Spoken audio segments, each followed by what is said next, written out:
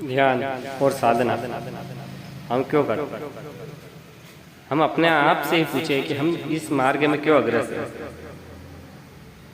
अगर अपने आप से पूछे तो अपने दिल से आवाज आएगी, अंदर से आवाज आएगी। जिस तरह इस स्थूल शरीर को भूख लगती है, भूख और प्यास का एहसास होता है, उसी तरह इस शरीर के अंदर बसे उस परमात्मा, उस चैतन्यता, अंतर आत्मा को भी भूख और प्यास की लगती है।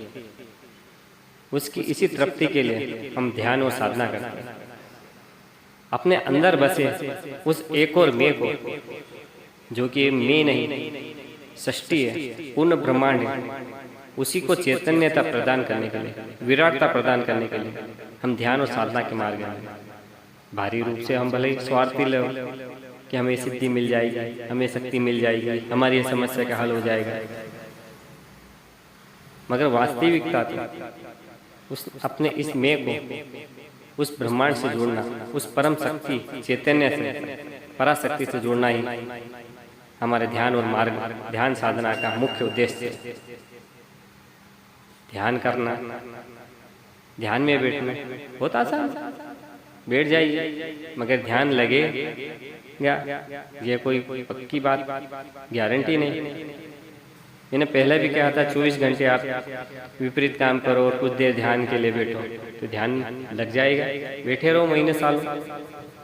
ध्यान के लिए आवश्यक है साधना, अपने मन इंद्रियों को साधना, अपने विचारों भावनाओं को साधना,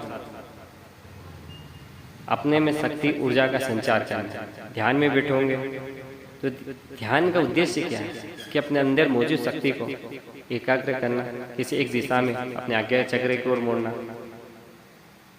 अगर अपने में शक्ति ही नहीं, आप में शक्ति ही नहीं, तो किस चीज को उस आज्ञा चक्र को मोड़ो?